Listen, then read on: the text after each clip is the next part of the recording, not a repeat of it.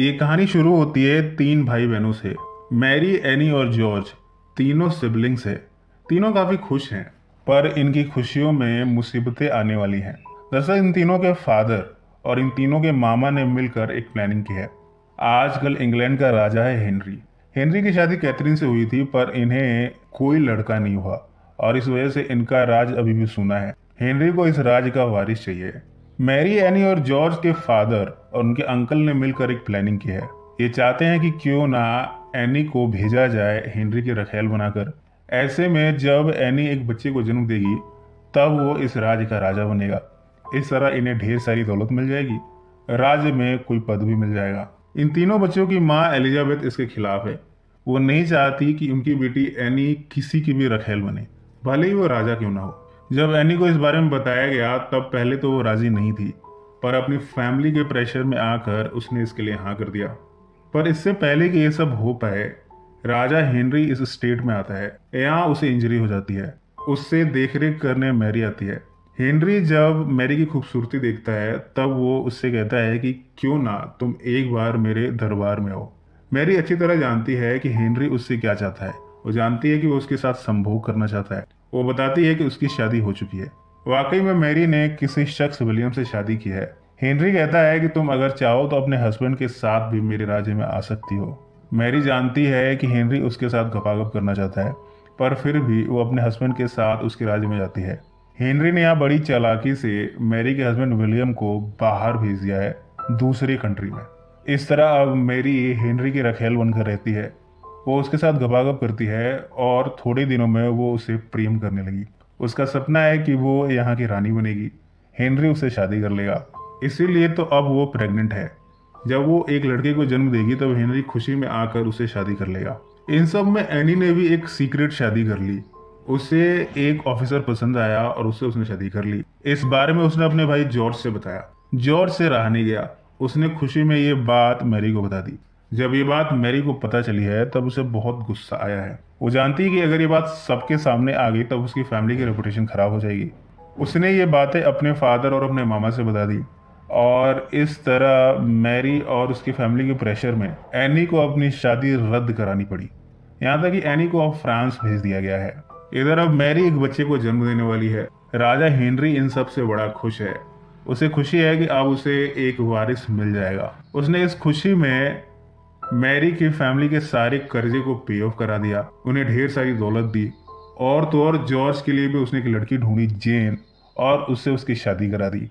Mary आजकल bed पर ही रहती है, क्योंकि पहले उसे एक मिसकैरेज होने वाला था। वो मिसकैरेज होते होते रह गया। अब हेनरी ने आदेश दिया है कि मैरी की खूब देखरेख की जाए, उसे कभी भी बेड से उठने ना दिया जाए। इस तरह मैरी हमेशा अब बेड पर ही रहती है। थोड़े टाइम के बाद अब एनी वापस आई है फ्रांस से। एनी को मैरी के पास रखा जाता है ताकि वो मैरी की देखरेख करे, पर यहाँ एनी के दिमाग में कुछ और ही चल रहा है। वो अब अपनी फैमिली और अपनी बहन से बदला लेना चाहती है, जिसकी वजह से उसकी मैरिड लाइफ बर्बाद हो गई। वो धीरे धीरे हेनरी को सिड्यूस करना शुरू करती है, हेनरी को अपने अंग प्रदर्शित करती है। हेनरी भी धीरे धीरे अब एनी का दीवाना हो गया है। वो कहता है कि वो एनी के साथ गपागप करना चाहता है। एनी इन सब से इनकार करती है। वो कहती है कि अगर तुम्हें मेरे साथ गपागप करना है, तो तुम्हें कुछ समय का इंतजार करना होगा।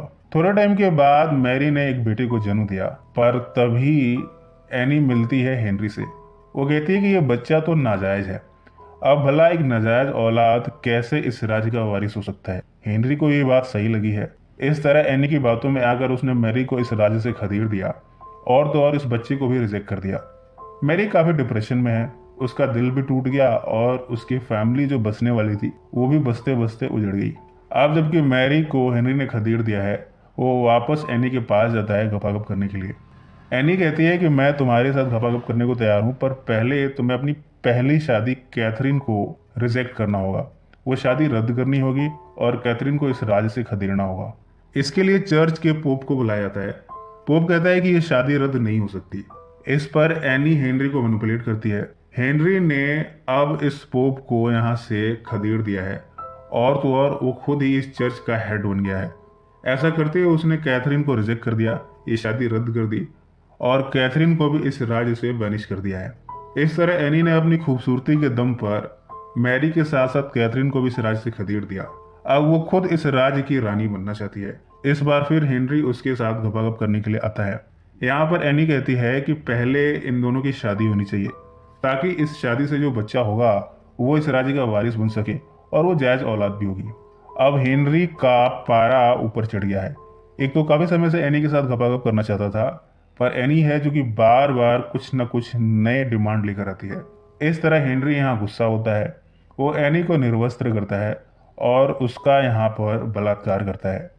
अब हेनरी जो कि राजा है, उसके इस क्राइम को कोई भी सजा नहीं देने वाला। एनी ने भी अपना मुंह बंद कर लिया।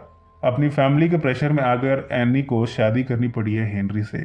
थोड़े समय के बाद एनी एक बच्चे को जन्म देने वाली है। ये बच्चा उसी बलात्कार से पैदा हुआ है, पर फिर भी एनी को उम्मीद है कि ये बच्चा इस राज्य का राजा बनेगा, और वो खुद भी तो रानी बनी गई है। एनी जबकि प्रेग्नेंट है, उसकी देखरेख करने के लिए वापस मैरी को बुलाया गया है। थोड़े टाइम के बाद एनी ने एक बच्चे को जन्म दिया है, पर ये एक लड़की है। हेनरी ने उम्मीद की थी कि ये लड़का होगा। अब वो एनी से काफी खफा है। एनी हेनरी को मनाने आती है। वो कहती है कि हमारी बेटी एलिजाबेथ काफी हेल्दी है और खूबसूरत भी है। पर अब हेनरी को एनी में कोई इंटरेस्ट नहीं है, और ना ही उसके बच्चे में। वो इन दोनों को यहाँ से खदेड़ना चाहता है। आजकल हेनरी की मुलाकातें होती है जेन से। जेन यानी जॉर्ज की वाइफ। जेन के साथ वो सीक्रेटली घपाघप करता है। इन सब के बारे में जब एनी को पता चला है, तब वो काफी डिप्रेशन में है। उसने नहीं सोचा था कि उसकी मैरिड लाइफ इस तरह से बर्बाद हो जाएगी। कुछ महीने पहले हेनरी ने एनी के साथ घपाघप किया था, और वो फिर से प्रेग्नेंट है। एनी को लगता है कि अगर इस बार भी लड़का हो गया तो शायद उसकी मैरिड लाइफ भी बच जाएगी और इस राज्य को वारिस भी मिल जाएगा। पर वो पाती है कि उसका मिसकैरेज हो गया है। उसके बॉडी पार्ट से ब्लीडिंग हो रही है। इस बारे में वो अपनी बहन से भी बताती है और जॉर्ज से भी। बाद में वो जॉर्ज अपने भाई को अकेले में बुलाती है। वो जॉर्ज से कहती है कि तुम मेरे साथ गपागप करो। ऐसे में मुझे जो बच्चा होगा वो मैं कहूँगी कि वो हेनरी का है, और इस तरह वो इस राज्य का राजा बनेगा। जॉर्ज अपनी बहन के साथ गपागप नहीं करना चाहता, पर मजबूरी में वो ऐसा करता है। इस तरह दोनों आपस में जिस्मानी संबंध बनाते हैं। ऐसा करते हुए जेन ने देख लिया। जेन अपने हस्बैंड को उसकी बहन के साथ देखती है। ये बात उसे पसंद नहीं आई। इस बारे में वो हेनरी से बता देती है। हेनरी गुस्से में काफी सख्त सजा देता है। जॉर्ज को तो कैद कर लिया गया है, जबकि एनी को मौत की सजा सुनाई गई है। अगले दिन एनी को पब्लिक के बीचों बीच सरेआम सर कलम कर दिया जाएगा। ये बात जब मैरी को पता चली है, तब वो अपनी बहन को बचाना चाहती है। आजकल उसने स्टैफर्ड से शादी की है। इस शादी से भी उसे एक और बच्चा हुआ है। वो अपने बच्चों को स्टैफर्ड के पास छोड़कर फिर से हेनरी के पास आती है। हेनरी से वो रिक्वेस्ट करती है, उससे रहम की भीख मांगती है। हेनरी कहता है कि वो मैरी का दिल नहीं तोड़ेगा। इन सब बातों से मैरी ने फिगर आउट किया है कि जरूर हेनरी एनी को रिहा कर देगा। ये बात वो एनी से बताने आती है। एनी ने अब जीने की सारी उम्मीदें छोड़ दी है। वो मैरी से कहती है कि अगर मैं मर जाऊं तो मेरी बेटी एलिजाबेथ की जरूर देखभाल करना। ये मेरी अंतिम इच्छा है। मैरी उसे भरोसा दिलाती है कि वो अपनी बहन को मरने नहीं देगी। अगले दिन पब्लिक के बीचों बीच एनी को लाया जाता है। उसका यहाँ सर कलम किया जाता है।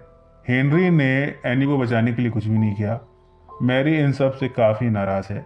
अब वो एनी की बेटी एलिजाबेथ को लिए यहाँ से जा रही है। फिल्म के एंड में हमें बताया गया है कि एनी के फादर और अंकल को सख्त सजा दी गई। उन्हें जेल में रखा गया इतनी सारी साजिशें करने के लिए। मैरी ने अपने हस्बैंड स्टैफर्ड के साथ एक खुशहाल जिंदगी बिताई, और हेनरी की जायज बेटी एलिजाबेथ को इंग्लैंड की क्वीन घोषित किया गया। एलिजाबेथ ने 40 सालों तक इंग्लैंड पर राज किया।